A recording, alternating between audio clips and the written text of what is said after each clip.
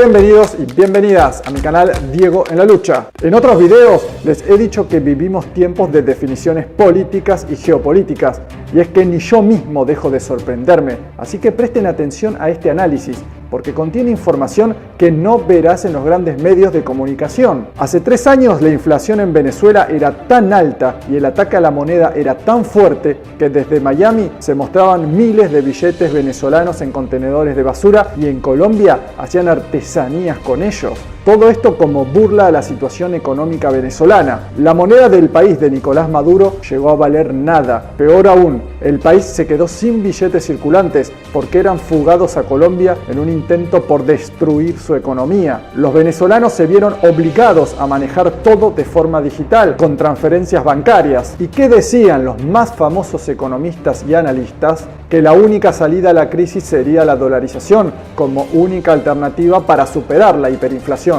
Pero algo pasó en todo este tiempo. Mientras circulaban diariamente 3.500 noticias falsas sobre Venezuela a través de los medios de comunicación más poderosos del mundo, el país bolivariano siguió adelante y hoy ocurre lo impensado, lo no pronosticado y lo que en otra época hubiera sido un chiste. Ahora en Venezuela cada vez más comercios prefieren el bolívar al dólar. Sí, así como oyen, la moneda venezolana resurge con fuerza. Muchos medios atribuyen esto a un milagro. ¿Milagro?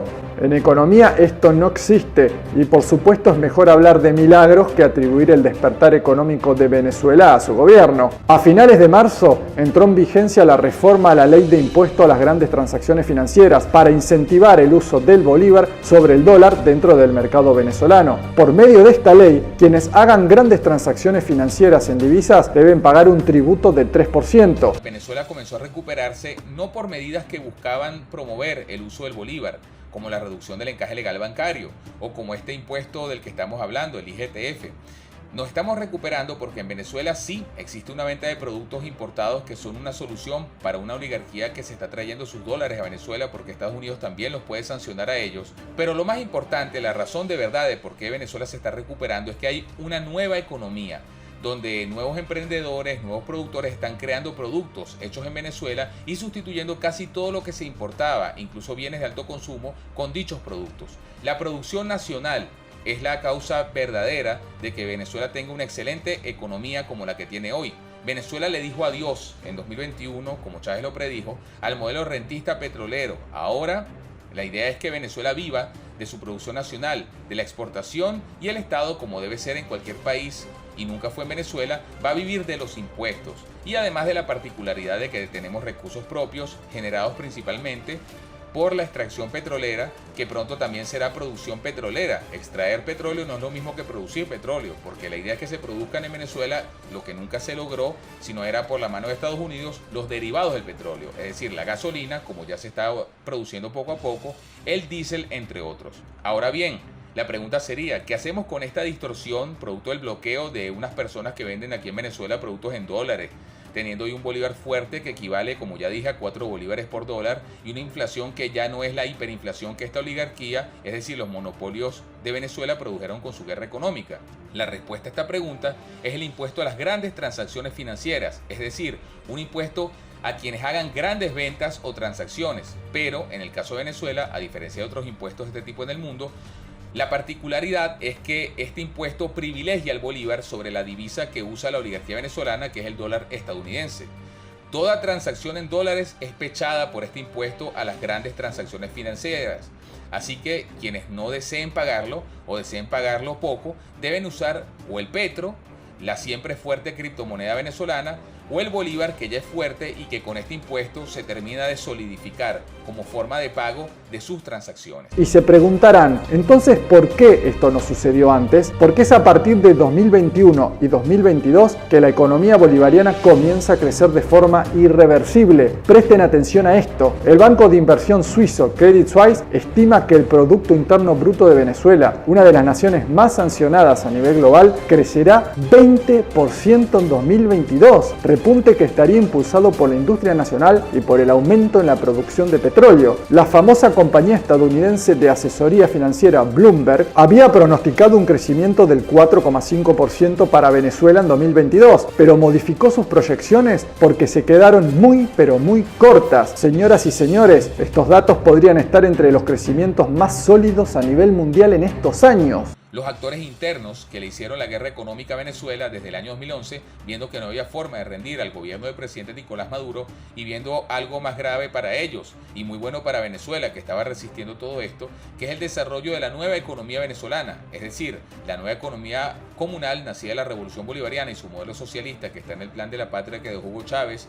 Esta oligarquía comenzó a traer sus dólares a Venezuela, aprovechando que la Asamblea Nacional Constituyente levantó en 2018 la ley de delitos cambiarios, porque el Estado venezolano ya no le da dólares al sector privado, así que no hay delito, porque los privados ya no tienen acceso al dólar petrolero.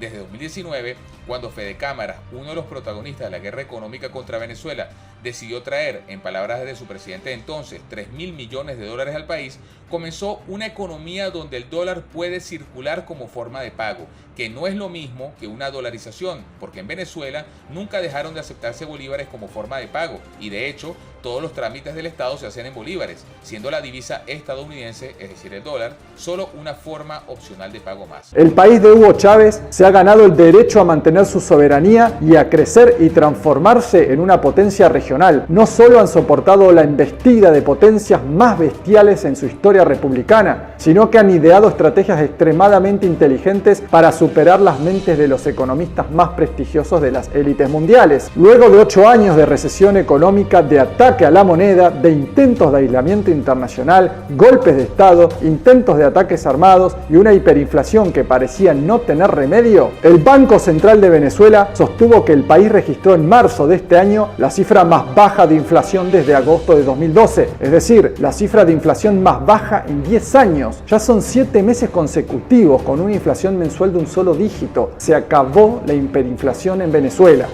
Lo que estamos viendo es el resultado de 9 años de política, porque el éxito no se improvisa, es una política económica y eso se hace cumpliendo un plan. En este caso, un plan que se fue dando en silencio mientras la oligarquía criolla, usando a los politiqueros que por toda la vida tuvieron como agentes para engañar al pueblo y entregarles el poder, todos ellos por supuesto bajo órdenes, ambos, tanto la oligarquía como los políticos de Estados Unidos, buscaron aplicarle a Venezuela lo mismo que hoy sufre el pueblo de Ucrania, desde el golpe de Estado fascista que Estados Unidos hizo en 2014, ganando la paz, nos ganamos esta economía.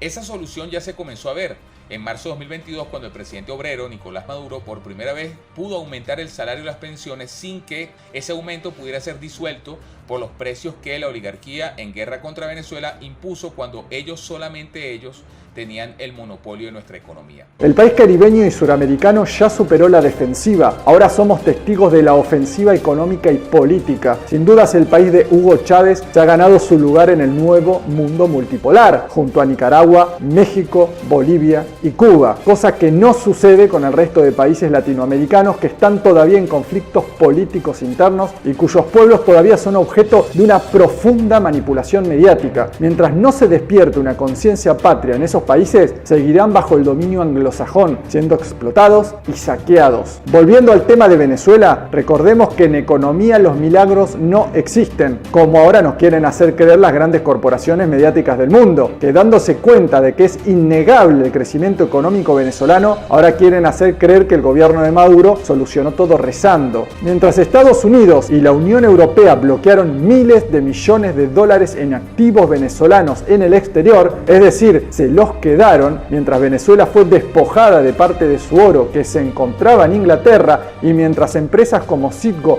fueron confiscadas y se le impidió acceder a repuestos y maquinarias necesarias para sus refinerías de petróleo, el gobierno venezolano formuló estrategias como la ley antibloqueo, con el objetivo de impulsar la inversión internacional e impulsar la sustitución de importaciones. Es decir, en lugar de importar alimentos, el objetivo era que las pequeñas y medianas empresas hagan la tarea y así se crearon puestos de trabajo y ganancias, minimizando el gasto en divisas. Para atraer inversionistas extranjeros, el gobierno venezolano garantizó por medio de esta ley la clasificación de documentos estratégicos para proteger la identidad de los empresarios y evitar que Estados Unidos Unidos lo sancione, ya que al tío Sam no le importa si se trata de producir medicamentos o alimentos. Y si hablamos de la industria petrolera, se ha impulsado la producción que había llegado a cero, sí, cero. Ahora están en más de 1 millón de barriles y la meta es llegar a 3 millones. Y esto se logró con la mano de obra nacional, el apoyo de los obreros petroleros y de aliados potentes y leales como Irán, que mandó todo lo necesario para ayudar al país. Contra todo pronóstico, Venezuela aguantó y han sucedido cosas impensadas. No olvidemos la reunión entre Nicolás Maduro y miembros del gobierno de Estados Unidos para reanudar la negociación por venta de petróleo luego del conflicto con Rusia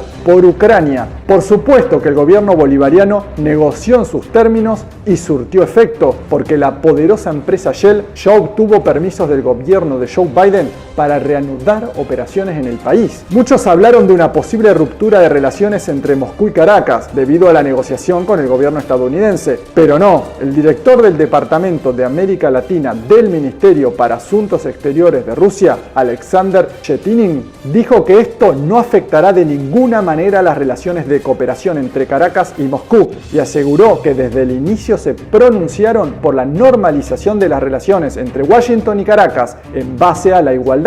Las fórmulas económicas y políticas de los manuales occidentales no están funcionando. La histórica doctrina del garrote y del sometimiento a naciones por medio de la violencia no da resultado si se enfrentan a pueblos resistentes y unidos, y mucho menos si se trata de países con enormes recursos naturales como lo es Venezuela, porque tienen todo lo que el mundo necesita: petróleo. Y no podía cerrar este video sin mencionar otro dato sorprendente. Venezuela cerró el 2021 por primera vez en su historia con una exportación de alimentos que superó las 260.000 toneladas y tiene previsto para este año llegar a 290.000 toneladas. Aprendamos de nuestros similares. Si un pueblo resiste, se organiza y tiene metas claras, no habrá imperio que logre dominarlo. Cada vez hay más naciones en bloque que responden al arremetido occidental y por lo visto esto sí que rinde sus frutos, ya que en el caso de Venezuela podría estar en camino de transformarse en la máxima potencia latinoamericana en un futuro